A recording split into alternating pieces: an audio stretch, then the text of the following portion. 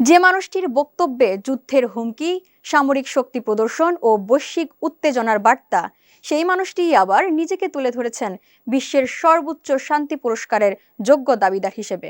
Venezuela থেকে Iran, Greenland থেকে Mexico, সব ইস্যুতে যুদ্ধের দামামা বাজিয়ে মার্কিন প্রেসিডেন্ট ডোনাল্ড ট্রাম্প আবারও দাবি করলেন ইতিহাসের সবচেয়ে বড় যুদ্ধগুলো তার হাত ধরেই থেমেছে। নোবেল শান্তি পুরস্কার নিয়ে তার এই আত্মবিশ্বাসী ঘোষণাই নতুন করে বিশ্ব রাজনীতিতে জন্ম দিয়েছে বিস্ময় ও বিতর্কের। জানাচ্ছেন তাহিয়া তাজ। বিশ্বের বিভিন্ন অঞ্চলে সামরিক হস্তক্ষেপ, যুদ্ধের হুমকি এবং উত্তেজনা ছড়িয়ে দেওয়ার অভিযোগ থাকা সত্ত্বেও নোবেল শান্তি পুরস্কারের সবচেয়ে যোগ্য দাবিদার হিসেবে নিজেকেই দেখছেন মার্কিন প্রেসিডেন্ট ডোনাল্ড ট্রাম্প।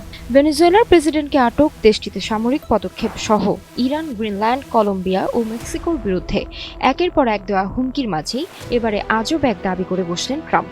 তার দাবি, তার কারণেই নাকি ইতিহাসের সবচেয়ে বড় যুদ্ধগুলো থেমেছে। গেল শুক্রবার হোয়াইট হাউসে ভেনেজুয়েলার তেল সম্পদ নিয়ে বৈঠক শেষে সাংবাদিকদের সামনে এই দাবি করেন ট্রাম্প। তার ভাষায়, ইতিহাসে তার মতো এত যুদ্ধ থামাতে আর কেউ পারেনি। এ সময় তিনি মোট 8টি বড় যুদ্ধ থামিয়েছেন বলে দাবি করেন। বলেন, 2025 সালের মে মাসে তার হস্তক্ষেপে ভারত পাকিস্তান পরমাণু সংঘাতে না গিয়ে দ্রুত যুদ্ধবিরতিতে পৌঁছেছিল। পাকিস্তানের প্রধানমন্ত্রী শেহবাজ শরীফ নাকি ট্রাম্পকে জানিয়েছেন যে তার হস্তক্ষেপের কারণেই লাখো মানুষের জীবন রক্ষা পেয়েছে। যদিও ভারত বরাবরই এই সংঘাতে কোনো তৃতীয় পক্ষের মধ্যস্থতার কথা অস্বীকার করে এসেছে। নিজের নোবেল পাওয়ার যোগ্যতা নিয়ে আরও এক ধাপ এগিয়ে গিয়ে ট্রাম্প বলেন, আমি ইতিহাসে এমন কাউকে মনে করতে পারি না যে আমার চেয়ে বেশি নোবেল পাওয়ার যোগ্য। আমি গর্ব করছি না, কিন্তু আর কেউ এতগুলো যুদ্ধ থামায়নি। এ প্রসঙ্গে তিনি সাবেক মার্কিন প্রেসিডেন্ট বারাক ওবামার কড়া সমালোচনা করেন। বলেন, ওবামা নোবেল পেয়েছিলেন, তিনি নিজেও জানতেন না কেন পেয়েছেন, এখনো জানেন না। দায়িত্ব নেওয়ার পরপরই তিনি পুরস্কার পেয়েছিলেন, অথচ কিছুই করেননি। তিনি ওবামাকে একজন খারাপ প্রেসিডেন্ট বলেও আখ্যা দেন।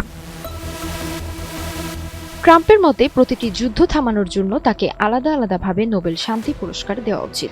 শুধু তাই নয়, তিনি দাবি করেন রাশিয়ার প্রেসিডেন্ট ভ্লাদিমির পুতিনও নাকি তাকে বলেছেন 1 দশক ধরে 2টি বড় সংঘাত থামাতে ব্যর্থ হয়েছিলেন পুতিন, যেগুলো নাকি ট্রাম্প সমাধান করেছেন। ট্রাম্পের দাবি, নোবেল কমিটি তাকে পুরস্কার না দেওয়ায় নরওয়ে বিব্রত অবস্থায় রয়েছে। যা হয়েছে তা নিয়ে নাকি নরওয়ে খুবই লজ্জিত। একদিকে যুদ্ধের হুমকি ও সামরিক শক্তি প্রদর্শন, অপরদিকে শান্তির দূত হিসেবে ডোনাল্ড ট্রাম্পের নোবেল শান্তি পুরস্কারের দাবি বিশ্ব রাজনীতিতে এক অদ্ভুত বৈপরীত্য তুলে ধরছে। বাস্তবতা, কূটনৈতিক স্বীকৃতি ও আত্মপ্রচার, এ তিনের টানাপোড়েনে ট্রাম্পের নোবেল আকাঙ্ক্ষা শেষ পর্যন্ত ইতিহাসের পাতায় শান্তির দাবি হিসেবে লেখা হবে কিনা সেটি দেখার বিষয়।